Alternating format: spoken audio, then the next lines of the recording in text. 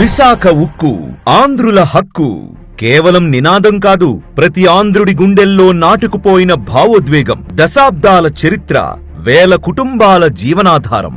ఈ ప్లాంట్ ఏర్పడిన రోజు నుంచే దేశ నిర్మాణానికి వెన్నెముకగా నిలిచింది విశాఖ ఉక్కు. కానీ ప్రపంచ మార్కెట్ మార్పులు, రుణభారం, ముడిసరుకు కొరత ప్లాంట్ను ఇబ్బందుల్లోకి నెట్టాయి. 2024 నాటికి ఉత్పత్తి 25% పడిపోయి కార్మికుల గుండెల్లో భయం పెరిగింది. అలాంటి క్లిష్ట సమయంలో విశాఖ ఉక్కును బలపరచాలనే సంకల్పంతో కేంద్రం మరియు రాష్ట్రంలోని ఎన్డీఏ ప్రభుత్వం ముందుకు వచ్చింది. ముఖ్యమంత్రి గారు స్వయంగా కేంద్ర ఉక్కు శాఖ మంత్రి కుమారస్వామి గారితో కలిసి తెల్లవారుజామున 2:30 గంటలకు ఆర్థిక శాఖ మంత్రి నిర్మలా సీతారామన్ గారి వద్దకు వెళ్లి పరిస్థితి నివేదించారు. కేంద్రం ముందుకు వచ్చింది. సెప్టెంబర్ 2024లో అత్యవసరంగా 500 కోట్ల రూపాయల ఈక్విటీ, 1140 కోట్ల రూపాయల రుణం మంజూరు చేసింది.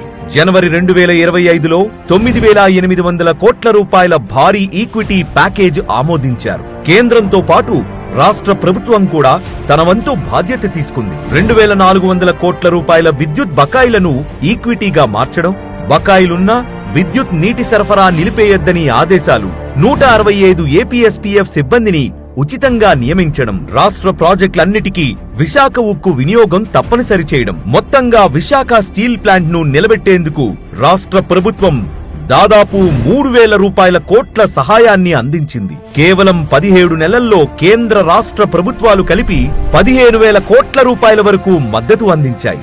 ఈ అన్ని చర్యల ఫలితం సామర్థ్యం 25% నుంచి 79%కి పెరిగింది. ప్రభుత్వం ఇచ్చిన హామీ చాలా స్పష్టం. విశాఖ ఉక్కు ఆంధ్రుల హక్కు.